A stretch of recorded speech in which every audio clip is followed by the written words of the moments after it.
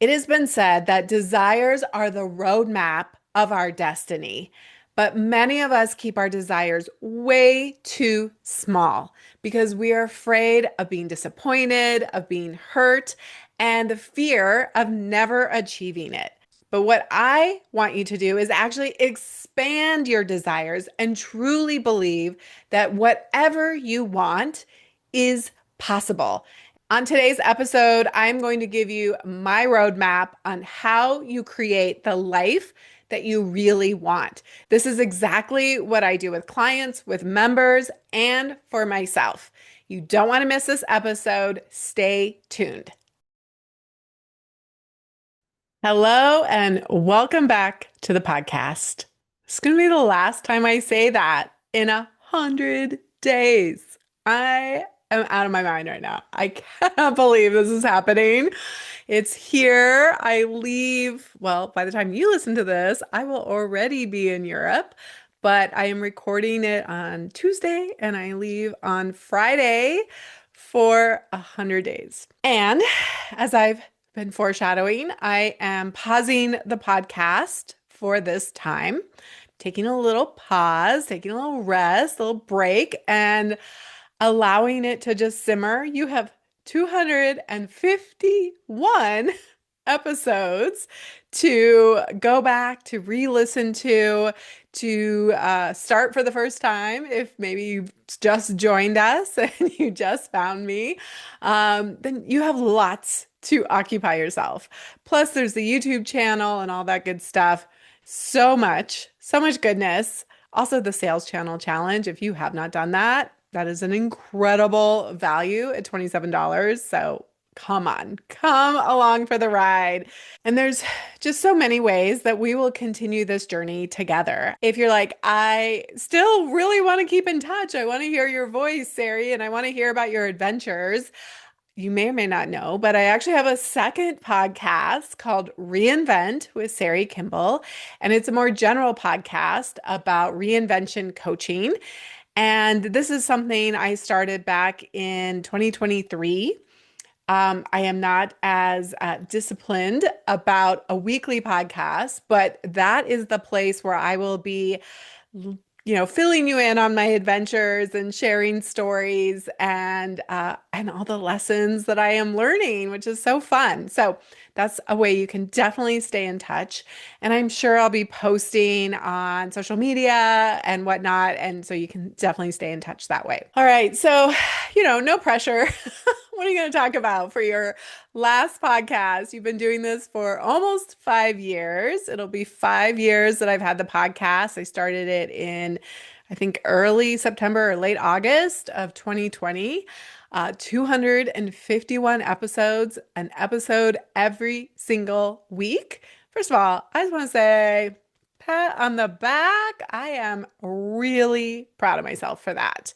It's something that I set out to do, to be consistent, to evolve, to have amazing conversations, to talk with you about mindset and, overcoming your limiting beliefs, as well as the actual strategies and how-tos and amazing guests who have come on the podcast to talk to you and help you to start, grow, or scale your packaged food business. My full intention is to restart the podcast in some way. It may not be weekly. I don't know. I get to decide. But my intention is to restart the podcast. But you just never know. And so it's like, what do I want this, final, quote unquote, final episode to be about? I spent a little time just getting into my heart space and thinking about, all the gratitude. And I hear from so many of you, maybe through email or through DMs, of just how meaningful, how impactful the podcast has been. And I'm very proud of myself. I have so much gratitude for all the people who've been on it, for myself, for showing up, and for you being a regular listener and getting value out of it and hopefully implementing, and that you have been able to take steps to grow your business. As I got still and sat with it and kind of got into my emotions and that gratitude, I thought, I really want this to be about two things. I want to share with you how I am making this possible, right? I am not like, independently wealthy. I don't have outside support beyond myself. And so, how on earth did I create a year of adventure? And this 100 days in Europe, mainly in southern France, has been a dream of mine. It has been a vision for about 5 years. It's evolved, grown. It's been about 5 years that I started looking ahead and saying, oh, 50, 50 is coming up. And what do I want that to mean? And what do I want to do with my life? And that was COVID, and I was going through some huge transitions and reinventions and becoming a life coach and really engaging in what does it mean to create a future vision, a really compelling, juicy, impossible goal that you're going to go after. And so I think it's a really great analogy to use for you as you are creating your vision. And I'll assume because you're here listening to this podcast, it's about starting, growing, or scaling a packaged food business. I want to break it down of like how in the world have I created this year of adventure and very specifically created this 100 days, this vision I've had for myself on how I spend my 50th birthday in southern France. The other thing I want to talk about on this podcast is the necessity to reinvent ourselves as businesses and as business owners. That because we're signing up for entrepreneurship, because we're signing up to get out of our comfort zone and to embrace uncertainty and to problem solve and create bigger, expansive lives, that reinvention is part of the work. It's part of the game. That reinvention is the work. It's part of the game. And reinvention can look like, let's blow everything up and start over. But what I advocate for, and I call myself a reinvention coach, is that you can do it with intentionality, with purpose, with clarity, so that you don't blow up your life, so that you are just expanding it and evolving it. You're not taking steps backwards and blowing everything up and restarting, right? Reinvention is looking at things, your life, your business, yourself in all new ways and going through that metamorphosis, just like a caterpillar to a butterfly, but you're doing it with intentionality, and it's not necessary to blow your whole life up. And I actually wrote a whole book about this. I released it in January as part of my reinvention coaching. I'll put the link in the show notes if any of you are like, wait, what? What is she talking about? I need that book. You can go grab Reinvent with Sari Kimbell on Amazon, and it's an incredible way to support yourself to go through purposeful, meaningful reinventions. Okay, so let's start with how did I do this? How did I create? It was an idea. It was just a thought in my mind of what if I could spend a whole summer in France following the lavender, being there, and that would be my 50th birthday. That's where I started. It just started as like a thought bubble. Now, to give you a little context, when I was 24, so 25 years ago, which is like mind blowing. Like, really? How did that time pass? It does not feel that like it's been that long. But 25 years ago, I did a study abroad to Paris. I lived in Paris for 6 months, and I went to the Sorbonne. I did French and art history at that university. And then I stayed on for the summer. So I started in January. I stayed on for the summer, and I found an au pair job, which is kind of just a wild story in of itself. Like, I just decided that I was like, I want to stay longer, right? I had 6 months on my student visa, and I was like, I don't want to go back home, after 4 months, 3.5 months. No, I'm going to figure out how to stay. Like, it wasn't my original plan. But I just knew in my gut, like my intuition, my guidance system, that I was meant to stay longer. And I remember deciding that, and it was just like a decision. It was in my gut. It was a knowing. I had to go to the internet cafe because this is pre-cell phones. I mean, there were cell phones, but not like what we have today. And I did not have a cell phone in France. So I had to go to the internet cafe. I didn't have a computer or anything like that. I'd get on, and I think it was a Craigslist, whatever there, it was Craigslist, but for France. And I just started looking up au pair jobs that were available, like who was listing for it. I found one that was an American woman who was an attorney, and she was coming to France for the summer for like 2 months in the summer for work. And she wanted to bring her two daughters to have an experience, right? But she knew she would need help because she'd be working a bunch.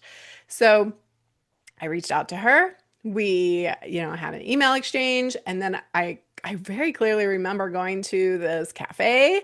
Must have been her like because she was in town, and we met at this hotel cafe and chatted for 45 minutes or so. And she was like, "Okay, you have the job." Now, I had never been an au pair. I mean, I like children fine, but it's not like I had any special skills or anything. She was like, "Yeah, let's do it." So there it was. Like, I created that. I knew I was going to stay and took some action, and it worked out really well. They were two girls, 5 and 7, and we lived by the Eiffel Tower. I lived with them. And it wasn't like, it was hard sometimes being in somebody else's house, but it allowed me to stay. And we actually got to go on a lot of fun adventures. And by then, my French was pretty good. And so I was able to show them around, like I was, a local-ish. So it was really fun. And I did a lot of traveling to other countries, but also within France. And one of my favorite areas was definitely in Provence. I also have a special connection there. My father, who has passed away, but I grew up Mormon, and he was on a mission. His mission for 2 years was to Marseille, which is in southern France on the Mediterranean. As a kid, my dad would speak French to us, and it was like just a fun thing. And I always felt this connection with my dad and with France and the language and all of that. And I actually never visited Marseille when I lived there. And so I don't know, this just came to me of like, I want to go back. I haven't been back since then. I haven't been to Europe at all in 25 years. I just got an idea. I don't even know where it came from, but I was like, I want to spend a summer in France. I love lavender. It's my favorite thing. And there's this connection with my dad, and it would actually be really cool to go to Marseille, and we have some photos of where he lived and the address and whatnot. And so I was like, I want to make that happen. So what I would do, like first it was just a thought bubble, and believe me, there was a part of me, like my logical brain was like, what are you talking about? You're crazy. Like, you can't just go and live in southern France. Like, you have a business and you have a life and you have a condo and like all these things. But I didn't let that stop me from playing in possibility, from imagining it. And I think that's where you got to start. You got to give yourself permission, like playing with the what if questions. What if it's possible for me to spend 3 months in France? Like, what if it's possible for my business to thrive and actually grow and increase in revenue as I work less? What? That's crazy. And so I just let myself sit in it. So my gift today for this podcast is to give you a roadmap on how you create the impossible goals that you want. Okay. So the first thing is you have to have an idea. There has to be a spark there, right? Something has to, and so a lot of you already have a spark. You have a passion. You have something amazing that you make. I was just talking to a woman who's interested in one-on-one coaching today, and she's like, I'm just so passionate about this business. I'm like, amazing. That's where we got to start. You need passion, right? 100%. So I spend time just getting into my passion. And so the second thing is to give yourself permission to play, to be curious, to be in possibility, to ask yourself what if questions, and just opening up the crack on like, okay, it's a little crazy. It's a little impossible. I have no idea how I would do this, but we're just going to play. We're going to allow myself to entertain this as a possibility. And then, so maybe this would be the third thing.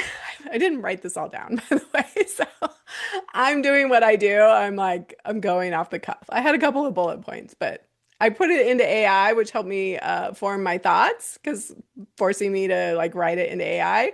And then whatever it spit out, I was like, oh, I'm not using that. I'm just going. That's, and that's how I do it. I'm not saying that's how you should do it, but that's more my way, more authentic to me. Okay, anyway.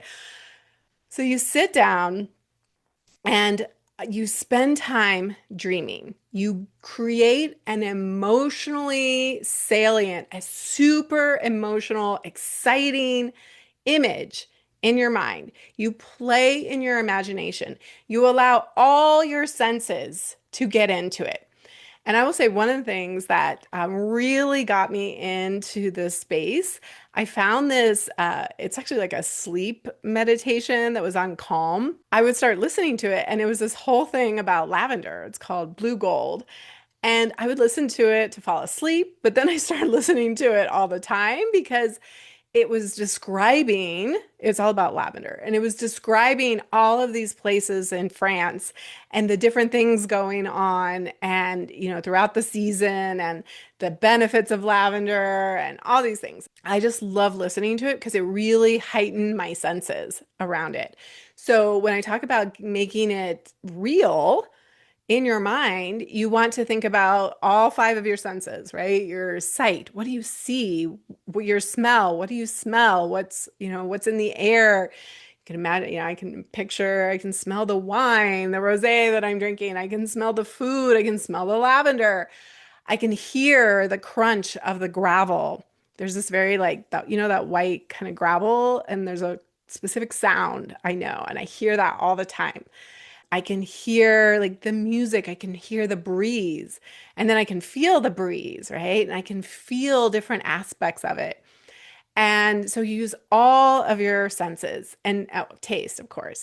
Don't forget the most important one, right? For all of us foodies. So tasting the wine, tasting the food, like just being there, being really present. And I created this vision of myself in that space. And sometimes I see it more like a movie, like it's like a third party, but it's me up on the screen having an experience. I have like a couple of really visceral experiences that I've created. And then sometimes it's like I'm in it and I'm in my body and I'm walking and I can hear the crunch of the gravel and I can, grab and reach the lavender and, pull it like, how you feel the little flowers in your hands and smell it as your fingers come off of the petals. Anyway, so I played with it, right? And sometimes I would write about it. Sometimes I would just sit in my head. It was like, I'd really start to build up this beautiful, emotional, exciting vision that my brain, here's the crazy part, your brain doesn't know what's real. It doesn't know that that's not like really happening. Your brain's just like, oh, that's what we're doing. This is how brain science works and how you can manifest and create impossible goals is you spend so much time in there that it's like everything starts to align and come together for you because your brain's like, oh, that's what we're doing. What are you talking about? That's just normal. That's real.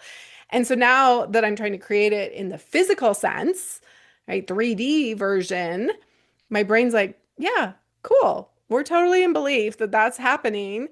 And I can already see it, feel it, touch it, taste it, all the things, right? And so everything just starts to like line up for you and to do it. Now, I am not saying that it hasn't been scary. I'm not saying it hasn't been hard at times. And I've taken some risks and I've definitely had some heart, drops or like my throat, like, what am I doing? Oh my gosh. But As much as possible, I try to go to that really positive, really resonant place, high vibrations, in gratitude ahead of time. And then, so here's, I guess, number four is that you start thinking about, start creating a list of who would you need to be?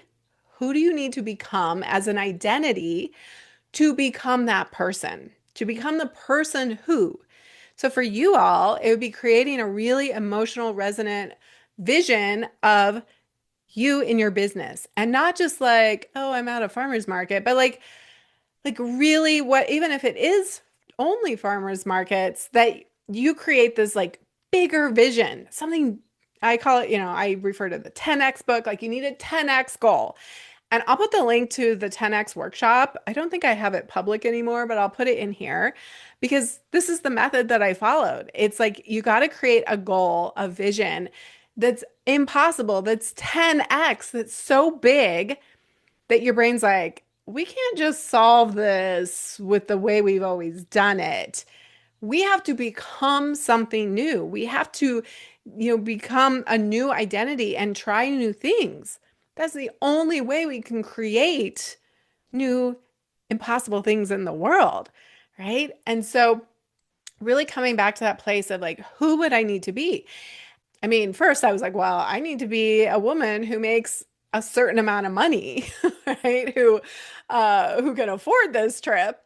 So there was that, but mainly it was about who do I need to become in order to be a woman who works less and more clients keep coming in with ease, right? Because the last thing I want to do is go to France and then feel all the stress and feel like I have to work more because now I got to pay for this whole dang trip, right? No, the vision was like it's like a certain version of me that hasn't yet happened, but I want to start behaving, becoming her. I want to start thinking about who do I need to be? And it always starts with an identity first. We need to get into the being. We don't have it and then become it. We become it and then we create it. Then we have it. And so last year, after my birthday, I started having this like, oh crap, this is a year away. Am I really going to do this? And I started thinking about who do I need to become to have a business that operates independently without me in it all the time, doing all the things, hustle, hustle, hustle. And to be fair, I have three businesses, right? Two of them are virtual, my food business success, and the fuel membership, and then my reinvention coaching. And then the third one is the Winter Farmers Market, which is not virtual. It is physical, right? Like usually I need to be there. And I guess it was actually last summer when I started thinking about, okay, so how would I do this, right? Who do I need to be? What do I need to do in my business to start setting it up so that I can pay for all of this and also not work so much, right? Because I saw myself, yeah, I'll be coaching, I'll be working, but I'm not going to be in this hustle mode and this go, go, go that I currently was at that time. It's an identity shift first. And I just really want you to hear that. It's a who do I need to be? That's the question that you want to keep coming back to, not how am I going to make this happen or what do I need to do? It's who do I need to become first? And so for you, the who is to become an entrepreneur. What do entrepreneurs do? Go start studying them. Learn about them. How are entrepreneurs different? What do they do? Say, behave, take action, like think. How are they different than a 9 to 5 corporate person? And believe me, they are different. There is a different mindset going on in there. So that's your next step is get really clear on the vision and then start thinking about who do you need to become? And one thing I want to mention here is I think it's really important that you have some time frames to this. This isn't just like someday I'm going to go to France, But it also wasn't so short that it put so much pressure and stress on me to go from point, to cross the river, the river of misery, like figuring out becoming a new version of myself. So I had 5 years that I have been writing about this, thinking about this, talking about it. That's the other thing. You got to start talking about it. You got to start telling people and give it a date, give it a future point where this is going to happen. So, one of the things I'll do with entrepreneurs, people who want to coach with me, is I'll say, like this morning, I was just talking to somebody who wants to leave her job. Like, amazing. Well, and you guys heard Courtney's story last week, right? Same thing. We put dates on it. We said, okay, by this time, if you want to leave your job at the end of the year, we're not doing it next month. We're doing it, we're giving ourselves some time, enough time that we can do all the things, become all the things to be able to create that. And different goals are going to require different time frames. And so that's a really big deal that, entrepreneurs, Dan Sullivan likes to say, entrepreneurs don't drive themselves crazy with goals, like dream big. We drive ourselves crazy with deadlines. And most of us put too short of a deadline on something instead of allowing us to like just play in it and to imagine it. And for 5 years, I have believed that this is possible, that this is happening. And there was a specific date, August 2025 is my birthday. I can't change that. I'm not moving the calendar. And so there's been something to work for. There's been an end date. And I think that's a really important thing. Now, the other thing is you don't beat yourself up. You go all out as if, and if it wasn't going to work, let's just say, another COVID happened or something like that, then you just move the deadline out, right? You keep the big goal, but you just move it out and you don't beat yourself up about it. But really important to have a deadline on it because it gets you into action, not just a someday, but like, oh crap. And believe me, when last summer happened, right? And I was like, huh, so is this really going to happen? I like had to have a real conversation with myself about like, are we really doing this? Or is this something I've just been like delusional about and using as some, future excitement thing to get me into action? And I'm like, no, we're doing this. This can happen. So then I started actually doing the work of saying, okay, so this is what I do as a reinvention coach. We create a vision, an impossible goal. You get into possibility, you play with it, you're all excited. Then you decide, and you're like, let's pick a date. We're going to pick a goal. I'm all in on this. Then we reverse engineer it. Then we say, okay, what are all the things? Where's all the obstacles? Where's all the things? What are all the things that we have to do to create that? And that's exactly what I started doing. I said, okay, well, what would I need food business success to look like? What would I need my reinvention coaching to look like? And that's why I was like, I want to publish the book in January because I want to continue to attract new clients, and I also want to start speaking on more stages in the fall. So that was part of the plan. And then the farmers market, I was like, okay, what would I need to do to make it so that this would operate without me, in it all the time? And that's actually last summer is when we decided. I had drugged my heels on this forever the market's been around 18 years, going into 19 now. And we had only been like twice a month. And everybody had been asking to go weekly. Let's go weekly, vendors, customers, the location managers, all the things. And I finally was like, okay, because it finally dawned on me. I wish I had done this sooner, but it was perfect timing. It was the right timing.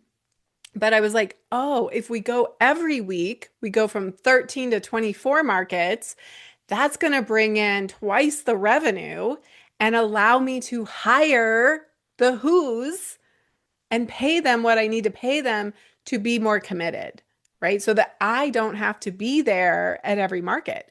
So then that opened up my brain to possibility of, oh, if we're doing that and now we're going to weekly, what if I actually go on a year of adventure? And that's when I was like, okay, my mind, my mind is being blown But instead of just making it next summer, right, summer of 2025, this was last year, instead of making it just about France, what if I actually did a whole year of adventure? And what if I could get out of Colorado in January and February, my least favorite months, and I was in a warm tropical climate? What would I have to do in my businesses to make that work? And I just saw that I would need to become a different person faster. No of this like, oh, next year, right? I was like, oh, now. We're doing this now. And I was like, I can do this. I think that this will challenge me. I think it'll push me. I will start becoming the person. And I get like a little bit of a dry run at this, right? Going to Costa Rica first, even though I worked about the same, it still was like, oh, can I work remote? Can I do this on a little different time zone and, different area and different things going on? And yes, I can. That's what I did. I kind of doubled down and said, we're not just doing a summer in France, we're going to do a whole year of adventure. And then I started thinking about, okay, well, what do I need to do with my place how can I rent it and how am I going to do that? And so I just started reverse engineering it. I said, here's the things that my staff would need to be doing. Here's the way that my businesses would need to run. Here's what I would need to do with my condo and my car and all the things, right? And did I know everything in that moment? No, absolutely not. But I had enough to start taking action. So that's the next thing. I think that's number 6. Then you get into action, right? When I made the decision of like, I'm going to do this, I'm going to go first, I'm going to go to the mountains because I've always been curious about being more in the foothills and more in the mountains and would I like that? And I was really feeling complete with city life and I was just longing for nature and for quiet. And so I said, well, that's the first thing I'm going to do. I'm kind of doing baby steps, right? It's kind of like launching at a farmer's market. And then you go to maybe e-commerce and then you do wholesale and then you rebrand and maybe you go to a co-packer, right? I was like, let's just try the baby step.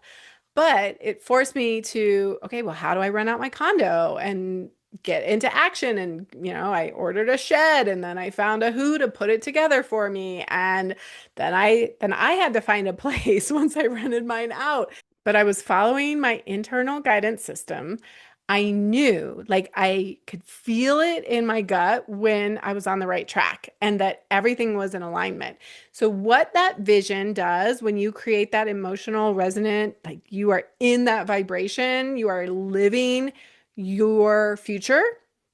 Joe Dispenza would call it remembering your future. And when you are remembering your future, it is so real. It is so strong. It's like this, I'm just all like solid in my core and I can feel it in my gut, right? That it's like I'm on the right track. And so then every time I had a decision point where I was like, oh, I thought it would be this, I thought I was going to do this. And then, life would happen and things didn't work out how I thought they were supposed to go. I would say, okay, is this it? Does this align when I get into the space where I'm in my knowing? Is there alignment here? And I've just been practicing and playing with that for a whole year.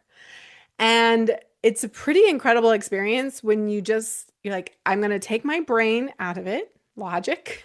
This is not the place for logic when I'm trying to create something new. I've never been on a year of adventure, so I can't logically do all of this. I can put my brain to work for certain aspects of this, but my brain is not in the driver's seat, and fear is not in the driver's seat. Scarcity is not in the driver's seat. Instead, it's this future me who's driving this train, driving this car, right? And so I get into that knowing, and then I start making decisions. I start looking at things. So here's a good example. Thinking about France, and I have this vision of who I am, how I'm being, right? stress level, the amount of work I'm doing, what I'm doing, like this feeling in my body.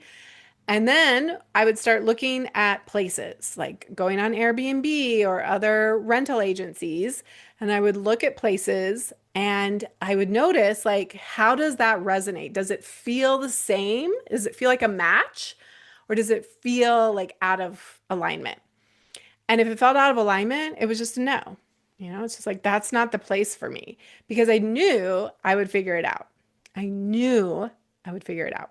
It's not that I didn't make inquiries of places and then I would ask questions and find out, right? I didn't always have to know from, the first moment. But I'd be like, I don't know. Let's get curious. Is this the place for me? Is this the right dates? Is this the right location? And I would then go find out information. I would put my brain to use for that. I would say, okay, brain, now go to work and let's do a little research. Let's figure out what I need to know to then have enough information to see is that in alignment. And I just did that over and over and over and over and over and over and over again. And there was a time in Seattle where I just could not get into alignment. I could not make any decisions. It just felt all out of alignment.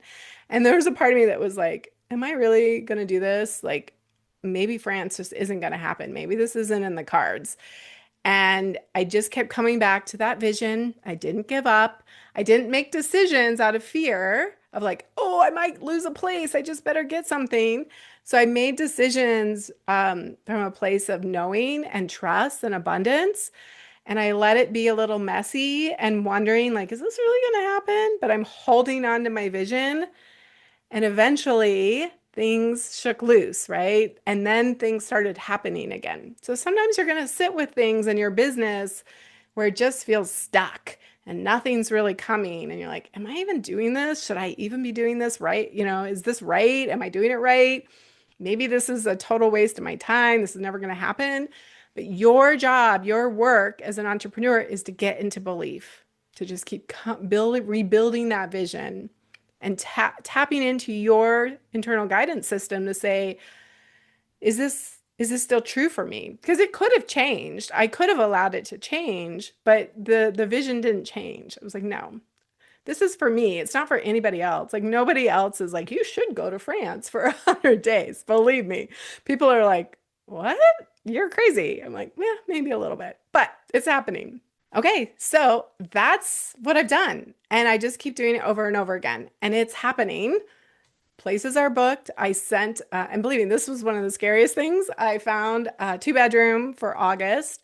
I also had to leave the country for 10 days to get out of the EU. And as I sat with that of like, well, where do I want to go? Because I have a retreat in Greece at the end of all of this, and it was going to put me over the 90 days. And so I was like, I've been doing this house sitting stuff. And so I was like, okay, well, if I can find a house sitting gig in the UK, like, let's see if we can make that work. And that's where my intuition was telling me. At first, I was like, maybe I'll go to Morocco, but that just didn't feel right. And so I put it out there. And sure enough, I got connected with an amazing couple after receiving like probably 12 no's. So I just want you to hear, I went for the no's, applied for a lot, and then the right one aligned. And they were like, great, come and watch our cat for it's exactly 11 days. And it's 30 minutes outside of London by train. They're super sweet. It's going to be amazing. And I've never actually been to the UK. So there's that, right? That just like that was a little hiccup. And I was like, okay, we're going to figure this out, right? The next thing, we're just going to keep figuring it out. And so that's what I've done. So I'm working 3 days a week, Tuesday, Wednesday, Thursday. I have basically created a full coaching business that you book time on my calendar, and that's when I show up. I'm doing very little project work. I am stopping the podcast for now. And I have a whole strategy. We're shifting the strategy to be something different. We did the sales channel challenge in April.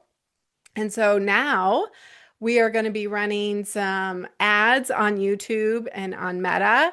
And I created like a little mini series. I'll be sure to share the link with you once we have it. It's going to be a free mini series. and that will then lead you into the sales channel challenge. And so I'm really excited. And this is the piece I want you to hear about reinvention is that just because I've always had a podcast doesn't mean I always will have a podcast. And just because you've always done it a certain way, you've always done farmers markets or you've always done wholesale, doesn't mean that's the way you always have to do it. And I want to give you permission to reinvent, to say, let's put things on pause. Let's reevaluate them. Let's redecide because your business needs to keep evolving. You need to keep evolving. And that's part of the game of entrepreneurship. That's part of the game of life. If we are not growing and learning, we are dying. One of my coaches used to always use the metaphor of the banana, right? It's never just stagnant. It's never just perfectly yellow. It's either going from green to yellow and then from yellow to brown.